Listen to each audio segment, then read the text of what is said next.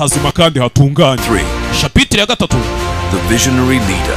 Umuyobozi uzi kureba imbere kandi akamenya icyo abayobozi be bakeneye, abaturage be bakeneye. Rwanda was bold and unwavering.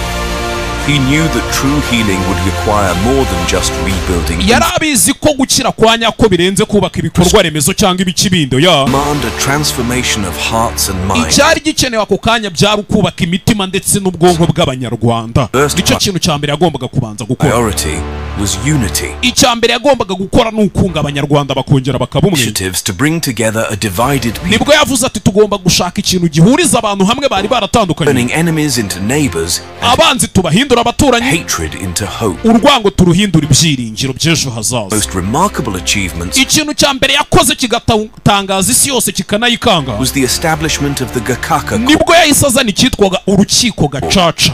A traditional justice system. Ubundi gacaca bwari uburyo bwa kera bwo gucamo imanza.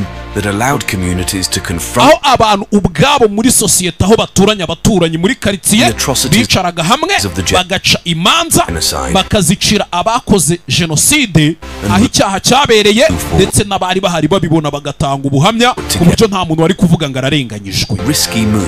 Yarakoze ikintu kirimo riske nyinshi cyane. But it worked. Ariko cyaje gukunda. Rwanda began to heal. U Rwanda rwatangiye gukira. Not just as a nation. Apana nk'igihugu. But as a people. Ahubwo nk'abantu batuye mu Rwanda. But Kagame didn't stop there. Aho rero ntago ariho yahagarariye oya.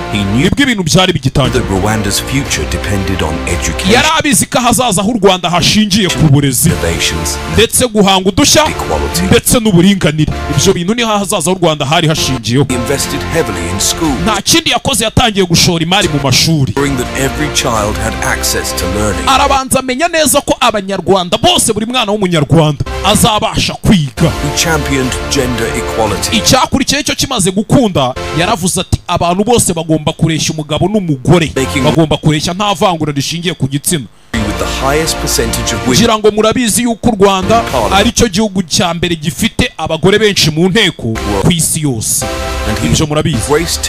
Si icyo cyonyine no n'ikindi yazanye ni ikoranabuhanga. Ibintu byose arabanza bishyira mu ikoranabuhanga. Yafashe Kigali ayihindura umujyi w'ikoranabuhanga ndetse no guhanga udushya.